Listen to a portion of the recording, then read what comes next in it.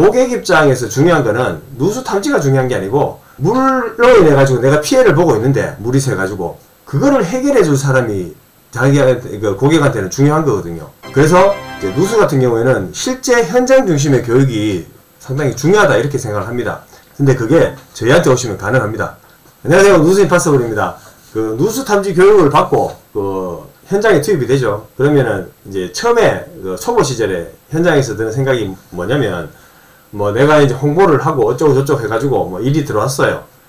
그런데 현장에 가서 확인을 해보니까 뭐 가스 탐지나 아니면은 뭐 청음이나 이렇게 그 탐지를 하는 그런 일만 있는 게 아니란 말이에요. 그러면 가봤는데 그런 일이 아니야 만약에. 그러면 나는 탐지하는 사람이니까 이거 안 합니다 이렇게 하고 오냔 말이에요. 그러면 뭐 신뢰도도 그렇지만은 일하는 사람 입장에서는 일거리가 줄어들거든요. 제 생각에 고객 입장에서 중요한 거는 누수 탐지가 중요한 게 아니고 사실 이제 탐지가 뭔지도 모릅니다. 물로 인해 가지고 내가 피해를 보고 있는데 물이 새 가지고 그거를 해결해 줄 사람이 자기한테 고객한테는 중요한 거거든요. 그래서 이제 누수 같은 경우에는 실제 현장 중심의 교육이 상당히 중요하다 이렇게 생각을 합니다. 저도 교육받고 현장에 가봤는데 사실 처음에 겁나더라고. 왜냐면은 경험이 적으니까 뭐 이 문제를 내가 풀 수 있겠나 이런 이제 생각이 좀 나더라고요. 근데 그게 저희한테 오시면 가능합니다. 왜 그런지는 앞으로 영상을 계속 보시면은 알게 될 겁니다. 지금 말씀드릴 현장이 그 PVC하고 그 콘크리트하고 그 사이에 물이 샜거든요. 그런데 흘러내리는 양이 일정치가 않았어요. 뭐 많이 쓰면은 많이 새고 조금 쓰면은 조금 새고 뭐 이런 상황이었는데 그 총 10층 건물에 2층 사무실에 천장에서 물이 새고 있었고, 근데 피해가 그러니까 물이 막 새고 있었으니까 밑에 막 다라이를 크다란 걸 받쳐놨더라고. 그래서 피해가 막 발생하는 상황이라 가지고 일단은 무조건 그 물을 드레인을 시켜가 다른 데로 물기를 유도배관을 했었어야 돼요.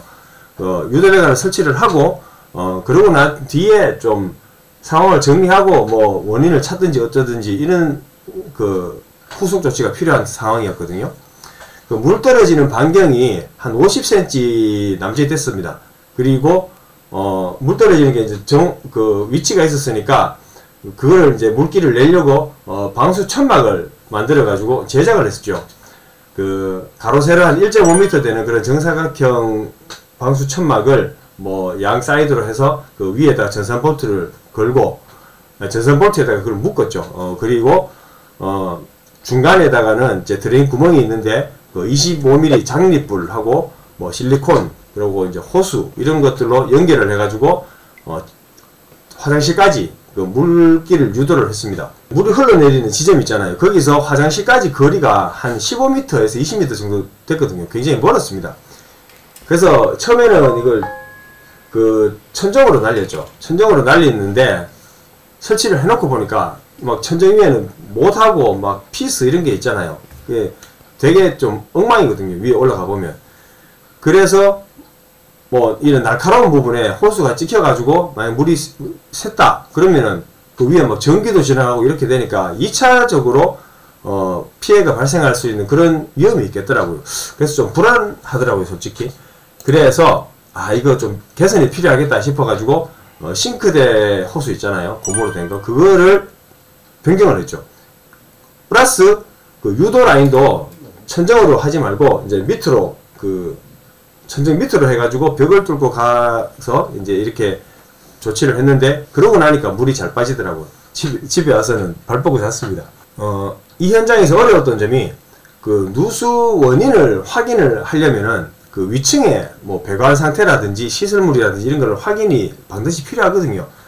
그런데 이 건물 3층에 2층에서 문제가 됐으니까 3층에 그 확인을 해야 되는데 3층 주민분께서 좀 비협조적이셨습니다. 그래서 확인이 안 됐죠. 뭐 우리 집은 우리는 못 해준다 뭐 이렇게 돼가지고 지금까지도 그게 좀 논쟁이 있는 그런 상태입니다.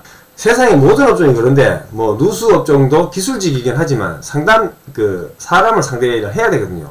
그래서 상담이 상당히 중요하고 고급 기술은 맞지만은 뭐 내가 낸데 익하면서 좀 뻣뻣하게 하면은 뭐 좋아하는 사람 없습니다.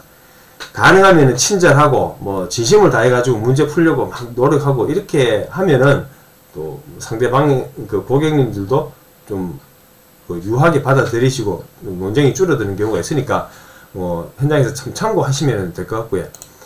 그리고 견적 관계도 조금 애로사항이 있는데 왜 그러냐면 여기서 이제 처음에 유도 배관을 할 때 그 뭐 자재라든지 방법이라든지 이런 거를 나름대로 생각을 해가지고 견적을 넣었을 거 아니에요. 그런데 설치를 해놓고 보니까 뭐 내가 생각지 못한 그런 이제 문제점들이나 뭐 결함 이런 것들이 있을 수 있단 말이에요. 그러면 견적이 오버가 되겠죠. 오버가 되면 그게 의견 차이가 있을 수 있습니다. 오더를 주는 사람과 일을 하는 사람 입장이 다르니까. 그 상황에서 이제 합의가 잘 돼서 뭐 문제를 풀어 나가면은 좋겠는데 그게 매끄럽지 않을 수 있단 말이에요. 그래서 뭐 이런 부분들도 현장에서 일어날 수 있는 충분한 가능성이 있으니까 어차피 업을 하실 거라면 좀 염두에 두시는 게 좋고요.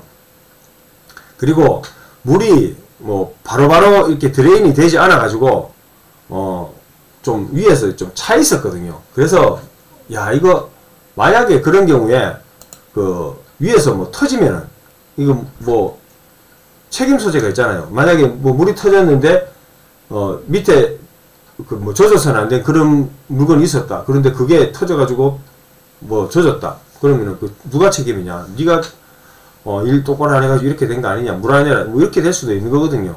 그래서 제가 책임 소재에서 자유로울 수가 없습니다. 그래서 누수 같은 경우에는 굉장히 조심을 해야 되고 여러 가지 생각을 해서 뭐 확인하고 검증해가지고 일을 해야 된다고 생각을 합니다.